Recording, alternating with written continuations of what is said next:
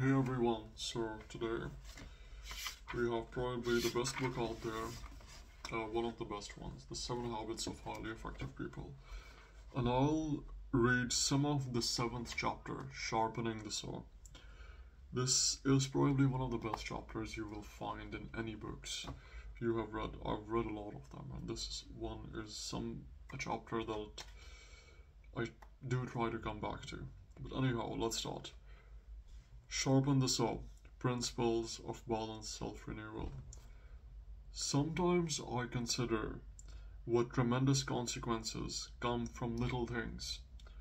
I am tempted to think there are no little things. Bruce Barton. Suppose you were to come upon someone in the woods, working feverishly to saw down a tree. What are you doing, you ask? Can't you see? Comes the impatient reply. I'm sawing down this tree. You look exhausted, you exclaim. How long have you been at it? Over 5 hours, he returns. And I'm beat. This is hard work. Well, why don't you take a break for a few minutes and sharpen the saw? You inquire. I'm sure it would go a lot faster. I don't have time to sharpen the saw, the man says empathetically. I'm too busy sawing. You see the problem there? Habit 7 is taking time to sharpen the saw. It surrounds the other habits on 7 habits paradigm because it is the habit that makes all other possible. Invest in yourself, essentially. So he goes on to mention the 4 dimensions. The physical one, which includes exercise, nutrition, and stress management. Mental, including reading, visualizing, planning, and writing. Social/emotional, service, empathy, synergy, intrinsic security, and spiritual. Value clarification and commitment, study and meditation. So, different words are used there. A lot of people have discussed these like 4 pillars. Aristotle has 4 pillars of eudaimonia. Herb Scheffer describes the healthy balanced life as perspective, autonomy, connectedness, and tone. George Sheehan, being a good animal, a good craftsman, a good friend, and a saint. But anyhow, sharpen the saw basically means expressing all 4 motivations. It means exercising all 4 dimensions of our nature regularly and consistently in wise and balanced ways. Because all 4 are connected. You can't have one without the other. Let's start with the first one. Physical dimension. Exercise is one of those quadrant 2 high leverage activities. It's not urgent, but it is important. Most of us think we don't have enough time to exercise. What a distorted paradigm. We don't have time not to. We're talking about 3 to 6 hours a week or minimum 30 minutes every other day.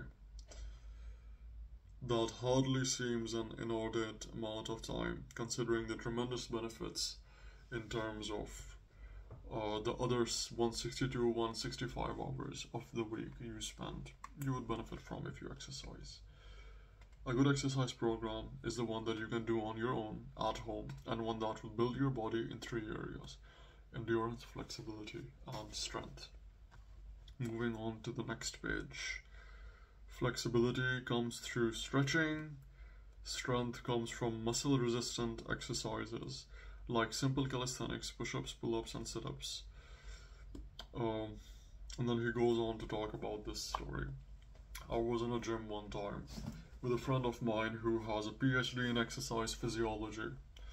He was focusing on building strength. He asked me to spot him while he did some bench pressing and told me at a certain point he'd ask me to take the weight. But don't take it until I tell you, he said firmly. So I watched and waited and prepared to take the weight. The weight went up and down, and I could see it begin to get harder, but he kept going. He would start to push it up, and I'd think there's no way he's going to make it. Then he'd slowly bring it back down and start back up again, and up and down. Finally, as I looked at his face, straining with effort, his blood vessels practically jumping out of his skin, I thought, this is going to fall and collapse on his chest. Maybe I should take the weight. Maybe he's lost control and he doesn't even know what he's doing. But he'd get it safely down, then he'd start back up again. I couldn't believe it. When he finally told me to take the weight, I said, "Why did you wait so long?" And he said, "Almost all the benefit of exercise comes at the very end, Stephen. I'm trying to build strength, and that doesn't happen until the muscle fiber ruptures, and the nerve fiber registers the pain. The nature overcompensates, and within 48 hours the fiber is made stronger." Simple, probably most of you know that. When you're exercising, your muscle fibers break down, and then you eat healthy and they build back up again, stronger, better, and that's how you build bigger muscles. On the contrary, you don't eat properly, the new fibers are like weaker, so you lose muscle. Anyhow, continuing on. Renewing the physical dimension is to sharpen the saw, to exercise our bodies on a regular basis in a way that will preserve and enhance our capacity to work and adapt and enjoy.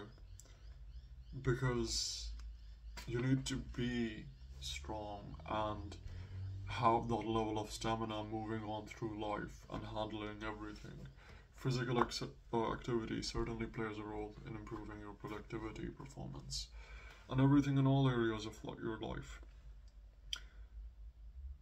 Probably the greatest benefit you will experience from exercising will be the development of your habit one muscles of proactivity, as you act based on the value of physical well-being instead of reacting to all the forces that keep you from exercising. Your paradigm of yourself, your self-esteem, your self-confidence, and your self-integrity will be profoundly affected. Moving on to the second one, the spiritual dimension. Renewing the spiritual dimension provides leadership to your life. It's highly related to habit too. Renewal in a daily prayerful meditation of the scriptures because they represent my value system. Let's just put it this way, I'm not going to read all of it because he goes very deeply into it. Be connected to yourself, your values, the things that are important to you. Why you wake up every morning and you're going through your whole day, why you're putting in so much effort, the things that keep you at peace.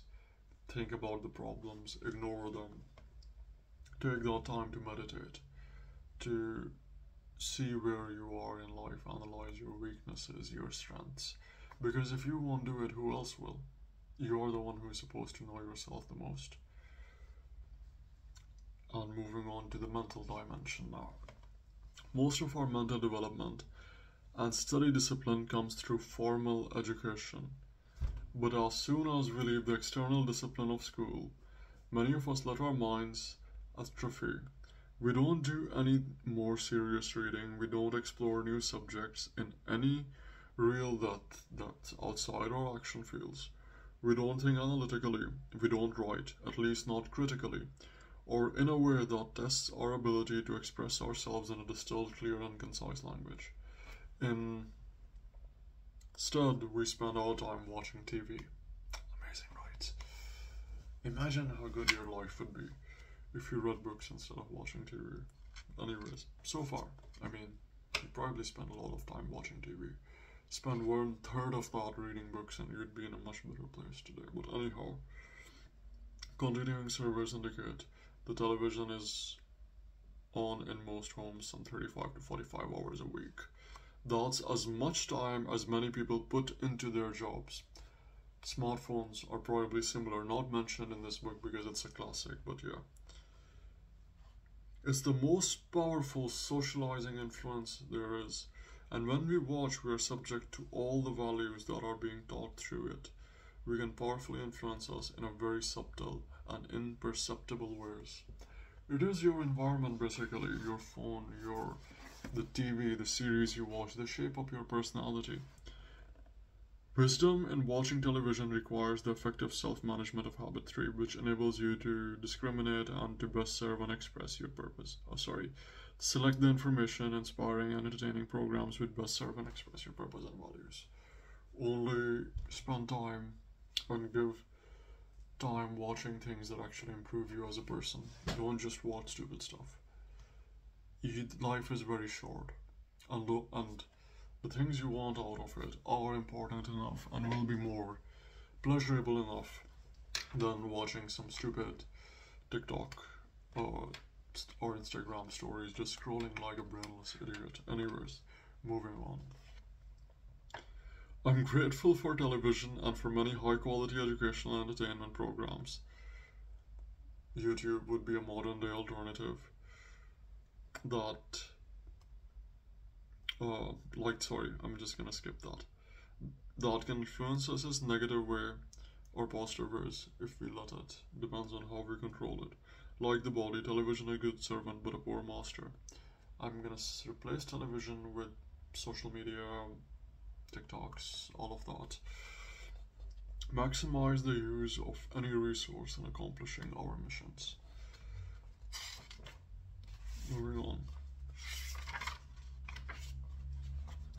Keeping a journal of our thoughts and experiences, organizing and planning represent other forms of mental renewal associated with habits 2 and 3. It's beginning with the end in mind and being able mentally to organize to accomplish that end. It's exercising the visualizing, imagining the power of your mind to see the end of the beginning and to see the entire journey, at least in principles, if not in steps. Visualize where you want to be in life. If you don't know that future, which you obviously can, you're a bloody human for God's sake. The most alpha predator in the food chain. Smart. We went to the moon. We came up with those ideas. Nothing is impossible. People just like you are doing great things. Why can't you? Someday in the years to come, you will be wrestling with the great temptation or trembling under the great sorrow of your life. But the real struggle is here now. Now is being decided whether in the day of your supreme sorrow or temptation, you shall miserably fail or gloriously conquer. Character cannot be made except by a steady, long, continued process. The words of Philip Brooks. Focus on the present. Pick the sticks in front of you. We can save the world later. If you can't even take care of yourself right now, how will you take care of the big problems you want? Coming to the social and emotional dimensions. While the physical, spiritual, and mental dimensions are closely related to habits 1, 2, and 3, centered on the principles of personal vision, leadership, and management, the social emotional dimension focuses on habit 4, 5, and 6, centered on the principles of interpersonal leadership, empathetic communication, and creative cooperation. The social and my phone is, I'm gonna silent that. Yeah. The social and emotional dimensions of our lives are tied together because our emotional life is primarily, but not exclusively, developed out of and manifested in our relationships with others. The people you are with, who are important to you, and the people who decide the sort of person you will be. Environment plays a bloody huge role. More stronger role than genetics, by the way. Even if your parents were not like the most successful people on earth, the environment you surround yourself with and the connections you form with the people have a huge impact on your emotional well-being. And your breath as a person. Anyways, suppose that you're a key person in my life. You might be my boss, my subordinate, my co-worker, my friend, my neighbor, my spouse, my child, a member of my extended family, anyone with whom I want or need to interact. Suppose we need to communicate together, to work together, to discuss a jugular issue, to accomplish a purpose or solve a problem. But we see things differently. We're looking through different glasses. You see the young lady and I see the old woman. So practice habit 4. I come to you and I say, I can see that we are approaching the situation differently. Why don't we agree to communicate until we can find a solution we both feel good about? Would you be willing to do that? Simple, right? In case you're having conflict. Then I move on to habit 5. Let me listen to you first. Instead of listening with the intent to reply, I listen empathetically in order to deeply, thoroughly, Understand your paradigm. Paradigm means perspective. Just put it that way. When I can explain your point of view as well as you can, then I can focus on communicating my point of view to you so that you can understand it as well. Basic, a lot of us don't do. Until you understand the other person, why are you talking at the first place? If you don't want to get your point across, that's just like a waste of time, basically, which a lot of people do. The goal in a communication. Success in habits 4, 5, and 6 is not primarily a matter of intellect. It's primarily a matter of emotion. It's highly related to our sense of personal security. If our personal security comes from sources within ourselves, then we have the strength to practice habits of public victory. If we are emotionally insecure, even though we may be intellectually very advanced, practicing habits 4, 5, and 6 with people who think differently on jugular issues of life can be terribly threatening. Where does intrinsic security come from? It doesn't come from what other people think of us or how they treat us. It doesn't come from the scripts they've handed us. It doesn't come from our circumstance or our position. It comes from within. It comes from accurate paradigms and correct principles deep in our mind and heart. It comes from inside out, congruence, from living a life of integrity in which our daily habits reflect our deepest values. Keep that in mind. The world, which you care a lot about, to get it, you social approval focused person, or you need to be in alignment with yourself. You need to develop your character, and I need to change the light. Anyhow, peace of mind comes when your life is in harmony with true principles and values and in no other way. Are you compromising, lying to yourself? The so-called inner demons, take care of them. They're not that complicated. Or just learn, gain knowledge until you can find a solution. Depends on the problem you're facing. There is a solution to every problem. Continuing on, there is security in knowing that win-win solutions do exist. That life is not always either or, that there are almost always mutually beneficial third alternatives. There is a security in knowing that you can step out of your own frame of reference without giving it up, that you can really deeply understand another being. There is security that comes when you authentically, creatively, and cooperatively interact with the other people and really experience these interdependent habits. There is intrinsic security that comes from service, from helping other people in a meaningful way. Here's a text that he quotes from George Bernard Shaw.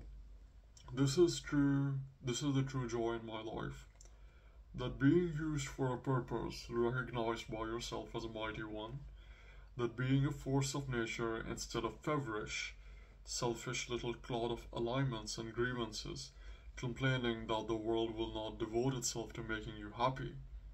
I am of the opinion that my life belongs to the whole community, and as long as I live, it is my privilege to do for it whatever I can. I want to be thoroughly used up when I die, for the harder I work, the more I live. I rejoice in life for its own sake. Life is no brief candle to me. It's a sort of splendid torch which I've got to hold up for the moment, and I want to make it burn as brightly as possible before handing it on to future generations. Service is the rent we pay for the privilege of living on this earth. For yourself. Don't help other people. It makes you feel good, man. Come on. Continuing on. Scripting others. Most people are a function of the social mirror, scripted by opinions, the perceptions, the paradigms of the people around them. As interdependent people, you and I come from the paradigm which includes the realization that we are part of that social mirror. We can choose to reflect back on others a clear undistorted vision of themselves. We can affirm their proactive nature, treat them as responsible people. We can help script them as principle-centered, value-based, independent, worthwhile individuals. And with the abundance mentality, there's no shortage of anything. Kindness, love, happiness, money. Anyways, continuing. It increases us because it increases the opportunities for effective interaction with other proactive people instead of idiots. What, at some time in your life, you probably had someone believe in you when you didn't believe in yourself. They scripted you. Did that make a difference in your life? Yes, it did. Too much. I wouldn't be the person I am today without it. What if you were a positive scripter, an affirmer of other people when they're being directed by the social mirror to take the lower path? You inspire them toward a higher path because you believe in them. You listen to them and empathize with them. You don't absolve them of responsibility. You encourage them to be proactive. Be like that. Alright?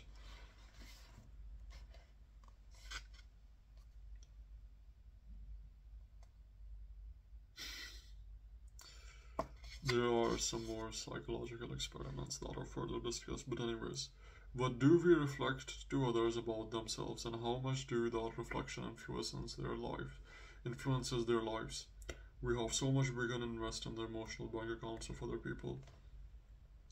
The more we see people in terms of their unseen potential, the more we can use our imagination rather than our memory. With our spouse, with our children, with our co-workers, our employees. Treat a man as he is and he will remain as he is. Treat a man as he can and should be, and he will become as he can and should be.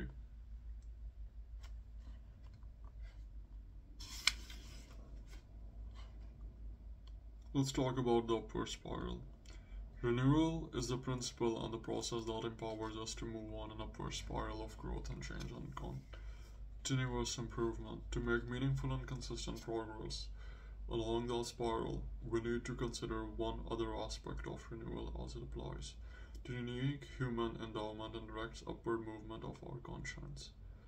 In the words of Madame de Staël, the voice of conscience is delicate and that it is easy to stifle it, but it also is so clear that it is impossible to mistake it.